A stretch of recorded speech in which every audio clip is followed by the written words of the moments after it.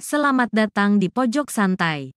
Sebelum Anda mendengarkan audiobook ini, kami menginformasikan bahwa channel ini adalah review audio dari buku yang ada di Indonesia. Untuk membaca keseluruhan buku ini, kami menyarankan membeli buku aslinya di toko buku kesayangan Anda, baik offline maupun online. Keberadaan channel ini dimaksudkan untuk membantu Anda mendapatkan pengetahuan dari buku-buku kesayangan Anda.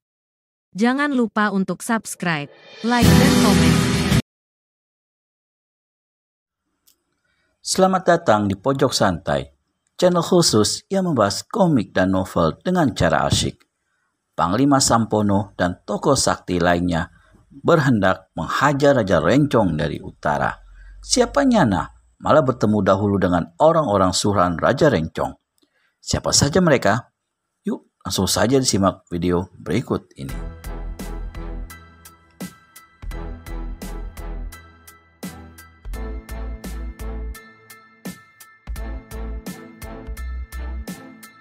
Tak usah khawatir Raja Rencong, kata tongkat baja hijau.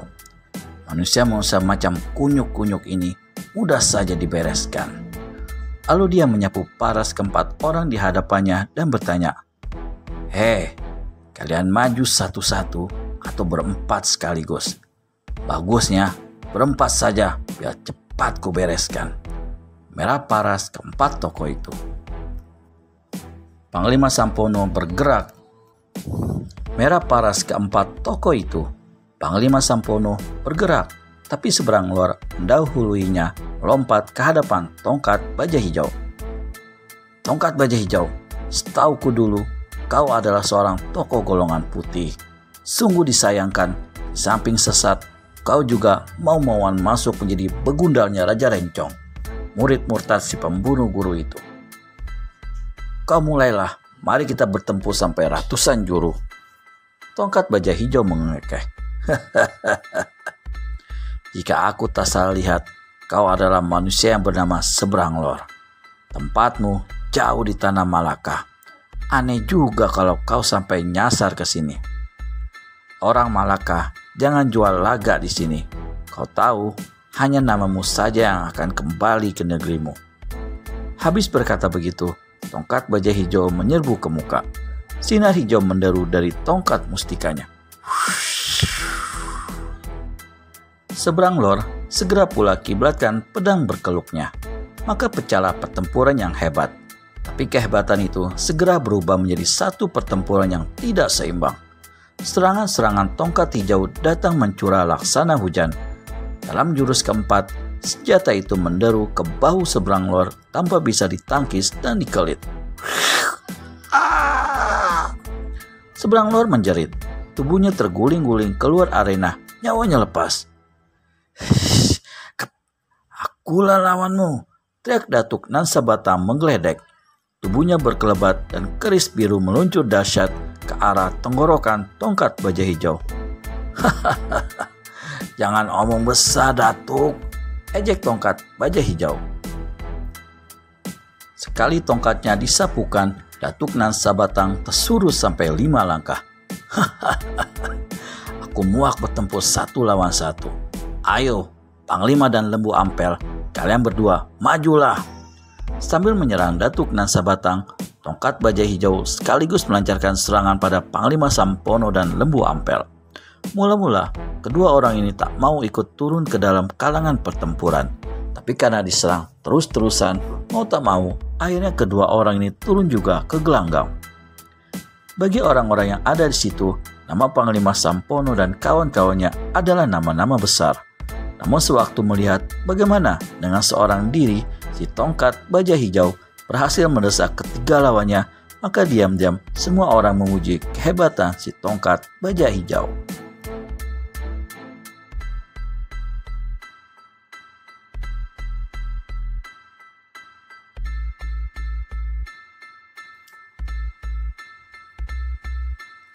Dalam jurus ke-10, terdengar pekik Datuk Nansabatang. Tubuhnya mencelat mental. Kepala pecah karena tongkat lawan bersarang tepat di kepalanya. Tongkat baja hijau, yang dua lainnya segera saja dibereskan cepat-cepat. Berseru Raja Rencong. Hah, jangan khawatir Raja Rencong, jawab tongkat baja hijau. Didahului oleh satu bentakan yang menggelegar, si tongkat baja hijau mengeluarkan satu jurus yang lihai luar biasa. Ya! Tokoh-tokoh silat golongan putih yang hadir di situ terkesiap dan cemas.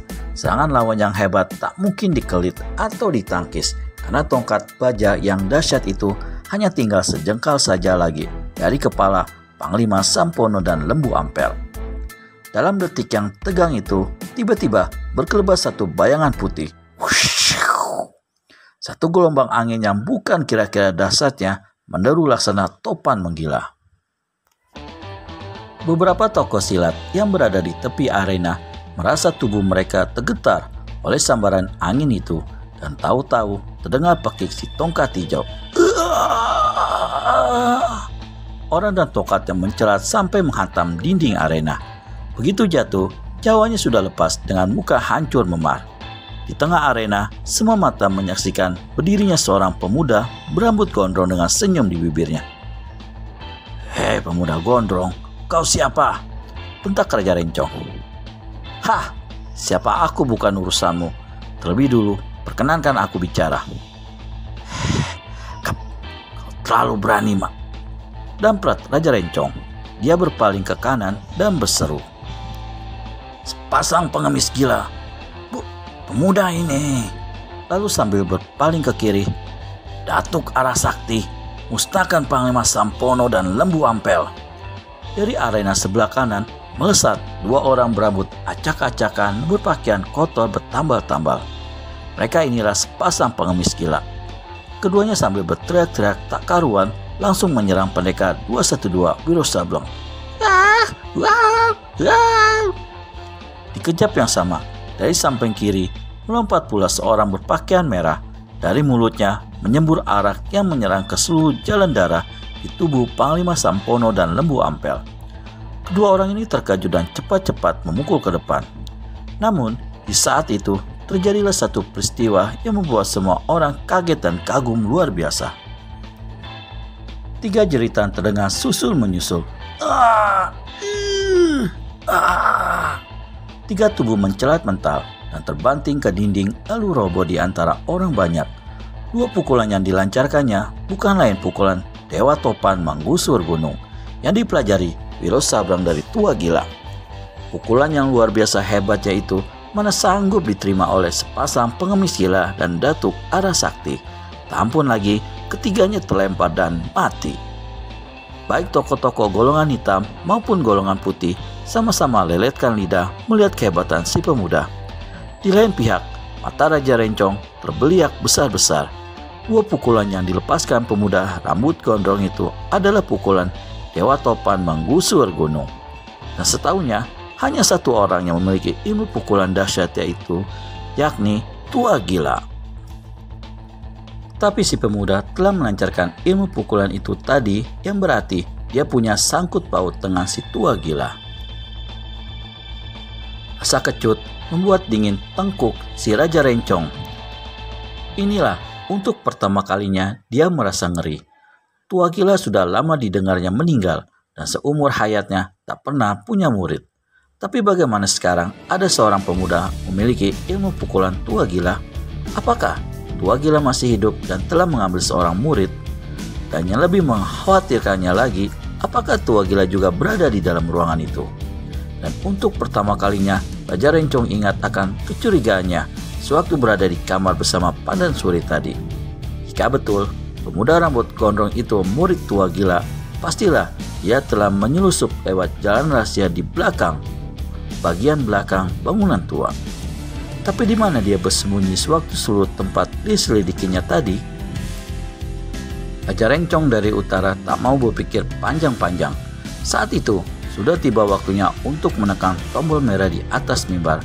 Sambil tertawa mengekeh, Raja Rencong menggerakkan jari telunjuknya ke tombol merah dan berseru, manusia-manusia tolol, kalian semua pergilah ke neraka. Dan jari telunjuk itu pun ditekan sekuat-kuatnya pada tombol merah. Mata Raja Rencong membeliak seperti mau tanggal dari sarangnya. Parasnya berubah total terkejut amat sangat. Sewaktu tombol ditekan, atap di atas tidak membuka. Lantai arena topan utara tidak ambruk. Seperti tak percaya akan dirinya sendiri, Raja Rencong menekan lagi tombol merah itu. Lagi dan lagi sampai berulang kali. Tetap saja, tak satu pun yang terjadi. Tiba-tiba didengarnya suara tertawa bergelak.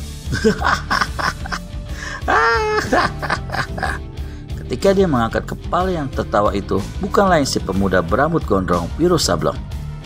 Kau heran dan terkejut melihat ruangan tidak amblas, tidak hancur lebur.